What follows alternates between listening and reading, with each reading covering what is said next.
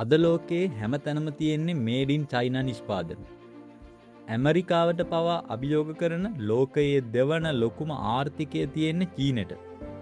හැබැයි මීට අවුරුදු 50කට කලින් චීනය කියන්නේ අන්ත දුප්පත් කෑම හිගකමෙන් පීඩා විඳපු රටක්. මේ දුප්පත් චීනය අද තියෙන සුපිරි බලවතා බවට පත් කළේ කවුද? අන්න ඒ වෙනස පිටුපස හිටපු මොලකරු තමයි ඩෙන් ෂියාओපින්. අද අපි කතා කරන්නේ චීනයේ ඉරණම වෙනස් කරපු මේ අපූරු මිනිසා ගැනයි. 1976 දී චීනයේ මහා නායකයා වෙලා හිටපු මාවෝ සේතුන් මිය යනවා. ඊට පස්සේ චීනයේ පාලනය අතට ගන්නේ ඩෙන් ෂියාओපින්. ඒ වෙනකොට චීන ආර්ථිකය සම්පූර්ණයෙන්ම කඩා වැටිලායි තිබුණේ. රටේ නීති කොච්චර තදද කිව්වොත් සාමාන්‍ය මිනිස්සෙට තනියෙන් බිස්නස් එකක් කරන්න තියා හිතන්නවත් අවසරයක් තිබුණේ නැහැ. හැමදේම අයිති වුණේ රජයට. ඩෙන් ෂියාओපින් දැක්කා මේ ක්‍රමයෙන් රටක් ඉස්සරහට ගෙන යන්න බෑ කියලා. ඩෙන් ෂියාओපින් කරපු ලොකුම වෙනස තමයි විවෘත ආර්ථිකය චීනයට හඳුන්වා දීම.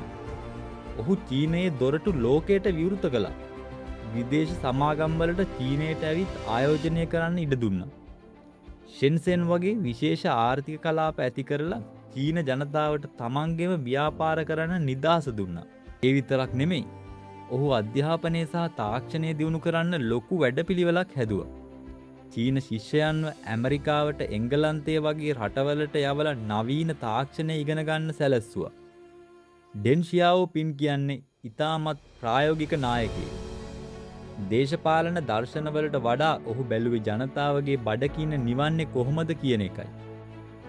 ඒ නිසාම ඔහු ලෝක ප්‍රසිද්ධ කියමනක් කිව්වා. ඒ තමයි බලලා කළුද සුදුද යන්න වැදගත් නැත. උබතෝ කෝටිකේ මීයන් ඇල්ලීමයි.